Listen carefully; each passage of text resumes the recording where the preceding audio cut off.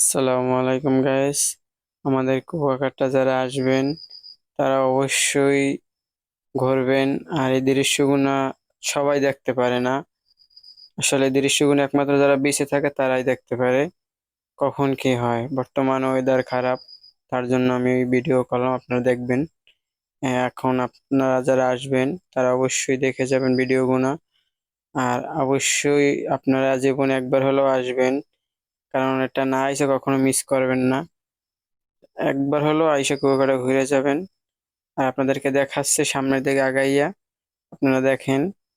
এখন বর্তমান বাড়া শুকনা, কারণ আমি সামনের দিকে আগাই আপনাদেরকে দেখাবো যে বাড়া শুকলে কত দূর সিবিচ যায়।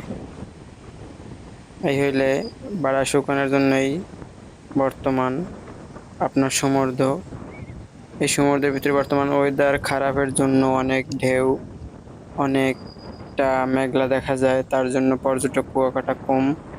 আপনারা আসলে অনেকেই জানেন না যে কুয়াকাটা কখন আসলে ঢেউ বেশি দেখা যায়, কখন কম দেখা যায়।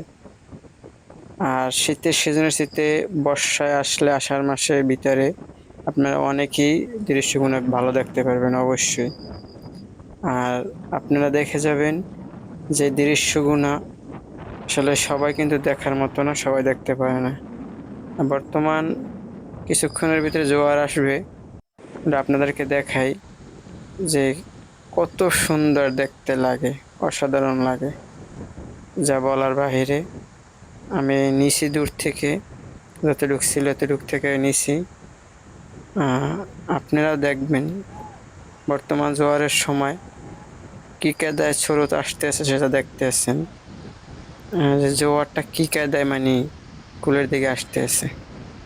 আসলে এই যে দৃশ্যটা দেখার মতো, এই দৃশ্যটা সবাই দেখে যাবেন আশা করি। আর আপনারা কুয়াকাটা সবাই একবার আসার জন্য চেষ্টা করবেন, আইসে দেখে যাবেন। কুয়াকাটা সবাই আসে, সমুদ্রে গোসল করে, ছবি তোলে।